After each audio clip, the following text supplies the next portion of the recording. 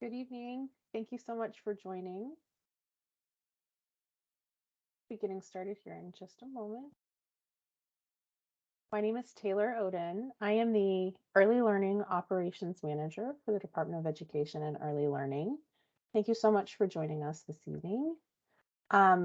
This presentation is being recorded and will be posted on our website under our Funding Opportunities page.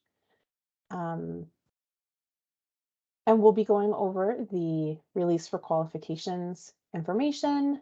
We will address any questions and discuss the application process.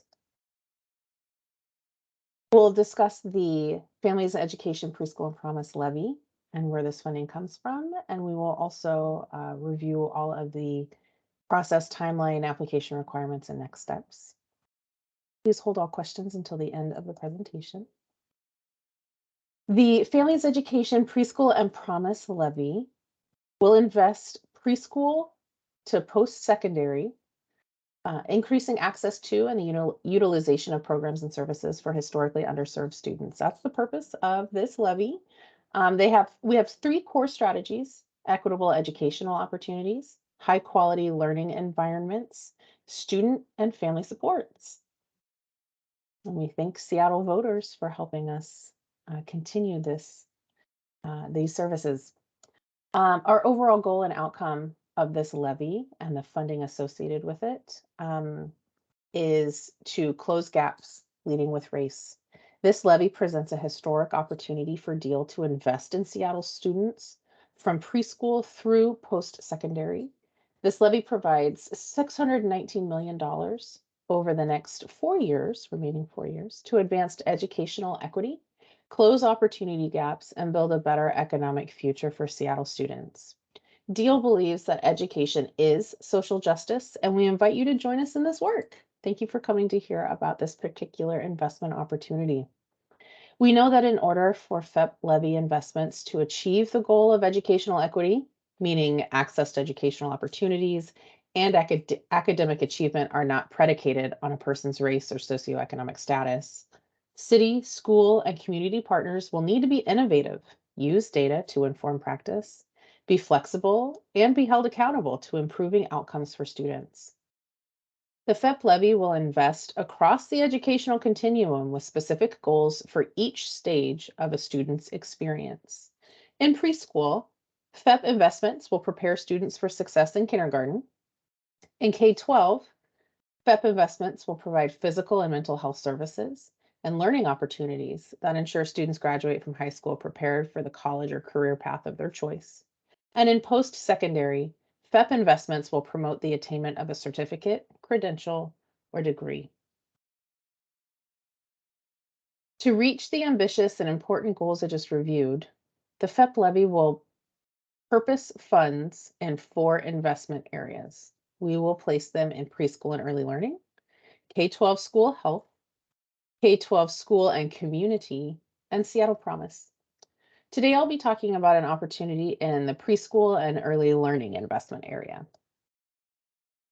The overarching goal of FEP investments in early learning is to ensure that Seattle students have access to and utilize high quality early learning services that promote success in kindergarten.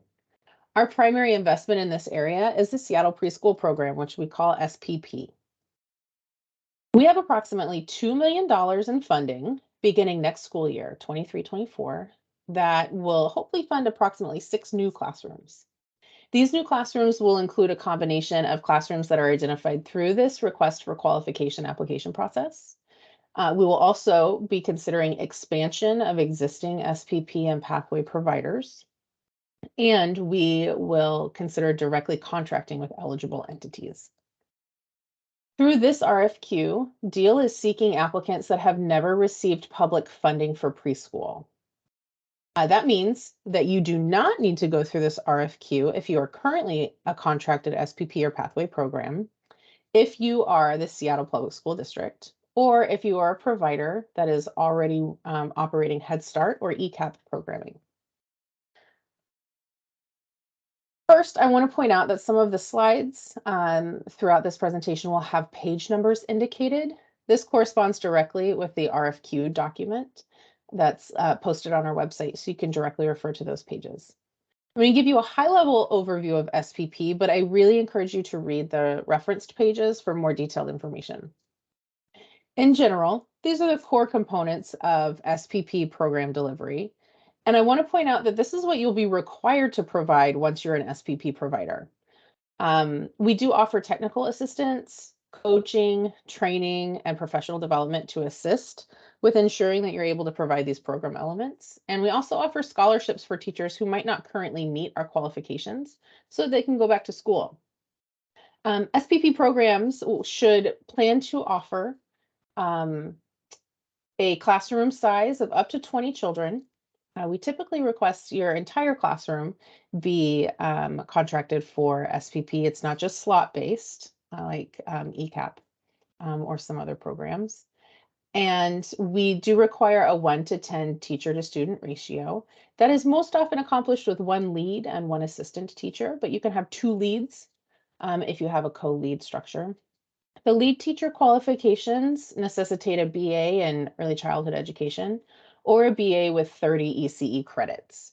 Assistant teacher qualifications are an AA in ECE or an AA with 20 ECE credits. As I mentioned, there is an opportunity for scholarship, should that be a helpful resource for your teachers to become qualified. And it is an expectation that your teachers become qualified within 4 years of your program becoming or joining the Seattle Preschool program. So not necessarily immediately required, but should be expected. We require the program to operate on a 6-hour day, 180 days a year. This is not a part day program and it's not a part week program either. So we expect a full day, 180 days. And this program requires utilizing creative curriculum or high scope. We do provide the necessary training for teachers and the curriculum itself and ongoing professional development in those areas. We do require that providers offer family support services. You're not required to staff a family support worker, but if you choose to use our funds to do that, that is completely acceptable. And we do have a little additional criteria for qualifications for a family support worker, should you choose to use our funding to do that. Otherwise, family support services can be offered in many different ways, and we will work with providers to make an annual plan for that. There are additional SPP requirements located in the Appendix A of the RFQ document.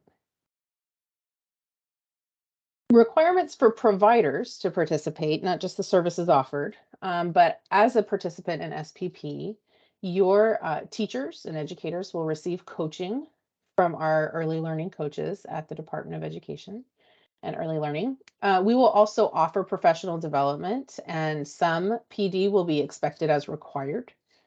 We do require directors to participate in monthly meetings, typically 90 minutes for the most part. There will be evaluation done throughout the year, child level assessments and classroom level assessments, among other types of evaluation, and some other contractual requirements. Check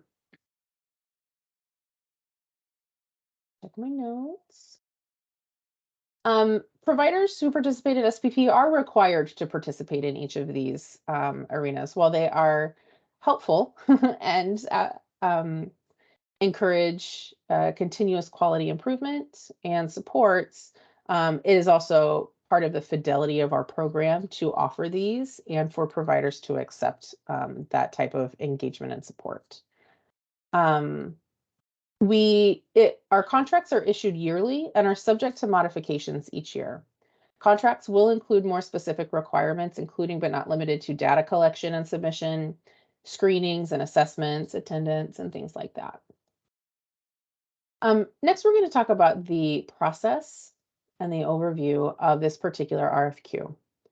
The purpose of this RFQ is to solicit applications from qualified preschool providers to offer learning environments that are evidence-based, high quality, culturally responsive, and equitable. We are looking to develop a roster of preschool providers from which DEEL can select that provide families with multiple ways to access high quality early learning services. You can look at page 2 of the RFQ document to review more details on the 2 steps to becoming an SPP provider. Successful applicants who are approved to be on the roster will not need to apply again. So first you must submit an RFQ application and meet the minimum scoring threshold. There is no guarantee of work or funding should you be a successful roster participant. It simply means that you are qualified. And then the second part is the selection of providers in specific classrooms from that roster according to the selection criteria. After we've identified those 6 classrooms approximately from that roster, DEEL will begin contract negotiations. To be selected from that roster, we are prioritizing a certain set of criteria. First is geography. The most competitive classrooms at providers are located in the geographical area of high demand, which means they're located in areas of the city with no city-funded preschool, or there's only maybe one non-income restricted classroom that's fully enrolled, which demonstrates demand.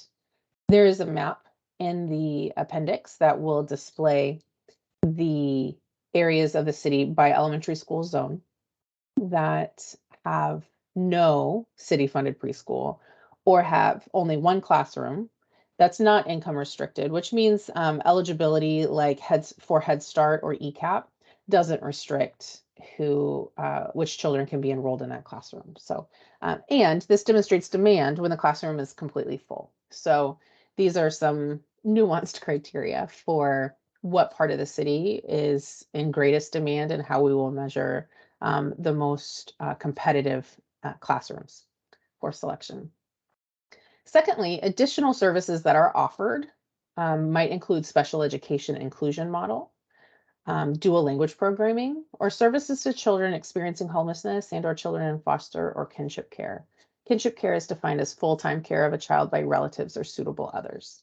And these additional services we've demonstrated to be particularly critical for serving a wide spectrum of children and families. So these are very valuable in offering family choice and serving a diverse group of Seattle students. Lastly, our third priority is the community need. We measure this by the number of children furthest from educational justice, either being served by the provider or living in the provider's elementary school attendance zone. And that is demonstrated on a map also in the appendix. That particular metric is determined by the Seattle Public Schools equity tiers. And that can be found on the Seattle Public Schools website for a little bit more information if you're interested. The application process begins with completing the application. You must apply with a full and complete, technically compliant application. You must achieve a minimum score of 70 points, and you will review that criteria and rubric. You will be placed on the roster for 2 years. So if you're not selected this first year, you may be identified and selected for next year. And there's no guarantee of work or funding associated with this particular RFQ. The next part is the selection from the roster. We will use the selection priorities I just discussed, also displayed on page 9 of the RFQ overview. And again, this roster includes not only new RFQ applicants, but also existing providers, providers who would like to expand their programming that's already in SPP, as well as direct contracting partners like Head Start, ECAP, and the school district. Lastly, if selected from the SPP roster, DEEL will negotiate the contract. The contracting period is from July 1st, 23 to June 30th, 24. And our school year is expected to begin September 2023. So while you may operate a year-round program, your contract for this programming begins July, but we expect the school year to start September and go through June. To be eligible to be on our SPP roster, you must be licensed by DCYF or exempt from licensing by the state because the entity is a public school or institution of higher education. Your agency must also hold a rating of level 3 or above in early achievers or meet early learning quality standards comparable to EA as determined by DEEL.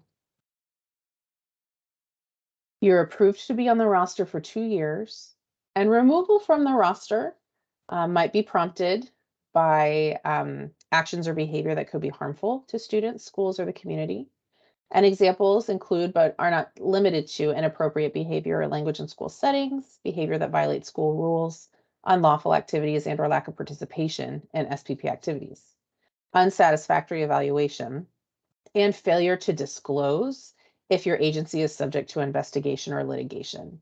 Actual investigation or litigation does not specifically preclude participation or being listed on the roster. However, failure to disclose may. Let's talk about the timeline. The RFQ opened December 7th. We're hosting tonight's information session. The deadline to ask questions is January 11th. The application is due a week later, January 18th. Please note the 5 p.m. deadline. After the applications have been reviewed or received, they will be reviewed, and interviews may be conducted by the panel.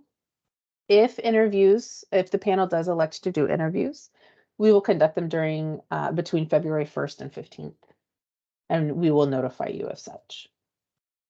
We plan to notify applicants hopefully in early March, but definitely within the month of March. And we expect to start contract coordination pretty immediately following, and with, again, a contract start date of July 1st. Let's go through the application. A complete RFQ submission will include an application, a copy of your license, a copy of your EA certificate, and if you operate within a Seattle Public School building, we need demonstration that you have notified the district of your intent to apply for this RFQ. All sections in the application, as listed here, are required to be complete to be considered a completed application, with the exception of the dual language section. Please only fill it out if you offer dual language programming. Let's go through each section one at a time.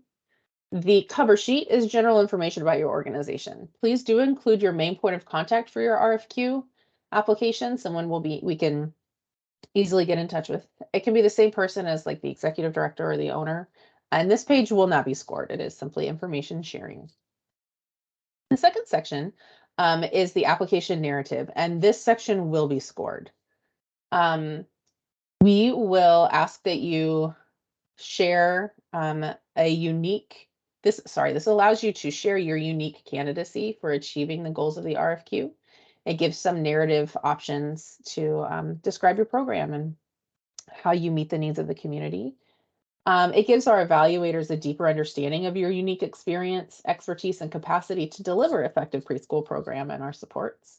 And it helps determine your readiness to participate in this new funding opportunity and process, and ultimately implement strategies in collaboration with DEEL. You must score a minimum of 70 points to be placed on the roster. And this particular section, the questions you see here, plus a couple others that are in the section of the Word document, are worth 40 points.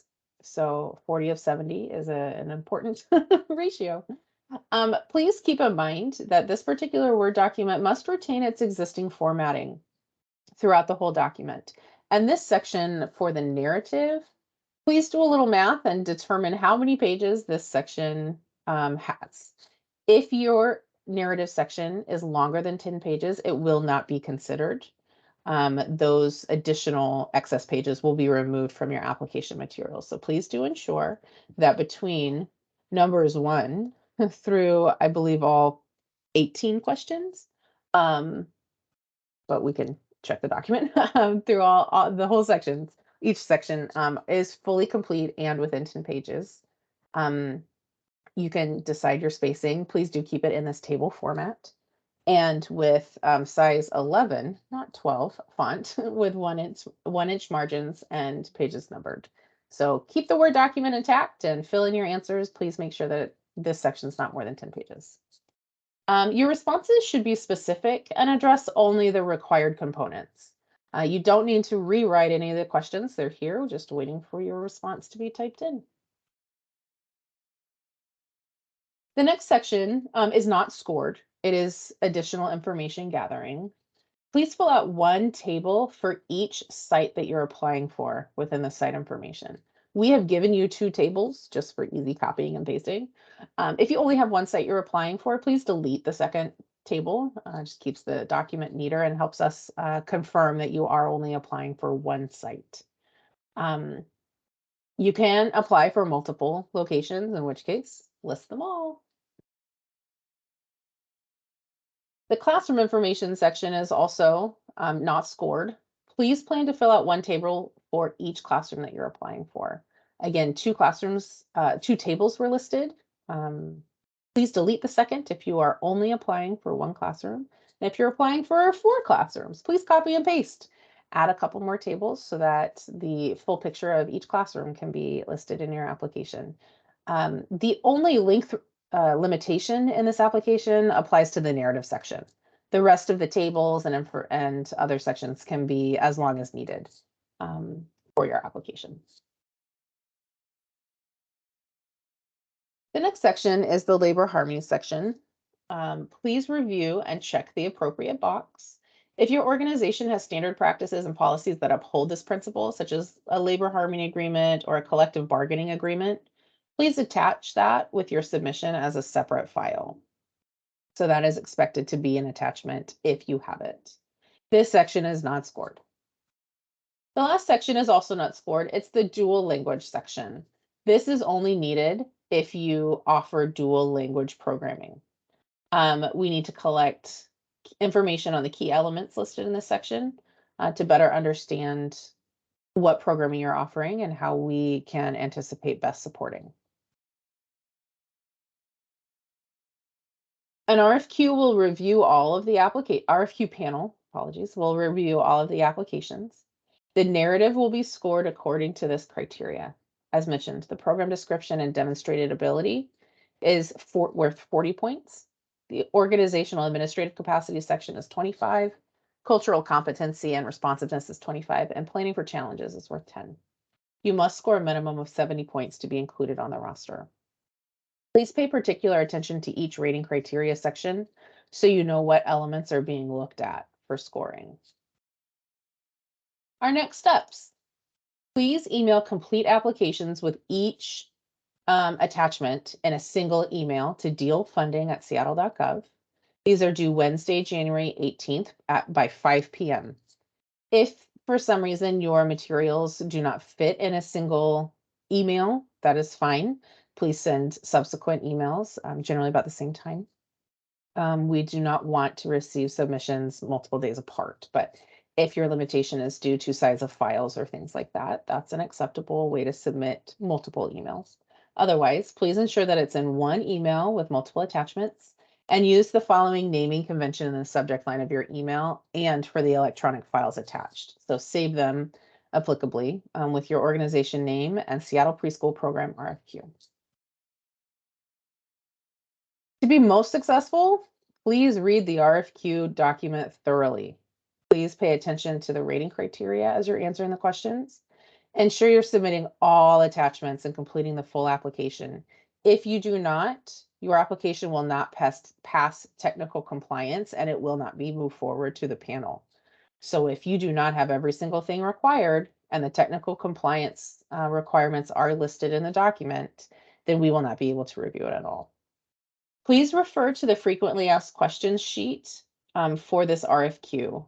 It's on our website. It's a PDF, and it is a document that we will update as we receive questions, whether they're questions from the information session or received via email. We will collect those questions, answer them in writing, and we'll publish them to our website in that PDF. So it is your responsibility to review the DEEL funding page for any subsequent questions that have been answered or information that's been clarified or added to the RFQ materials or process, or any amended applications that may be a little bit different than the original that was released. So please do keep an eye out on the DEEL funding website and check out that FAQ page. As of today, there are no questions submitted yet, so you're not missing out just yet. And if you have any questions, please try to anticipate them well in advance of the deadline, the submission deadline. The final day to submit questions is January 11th. We will not take questions after that. All questions must be in writing via email or posed during this webinar. Questions will not be accepted or answered via any other method, so please do not call. When you submit a question via email, include question_Seattle Preschool Program RFQ. That helps us know which funding opportunity you're inquiring about and helps ensure that we get the answer correctly answered, the question correctly answered, and they'll be posted online. That's all we have tonight. Thank you so much for attending. And again, I strongly recommend that you thoroughly read the RFQ document entirely.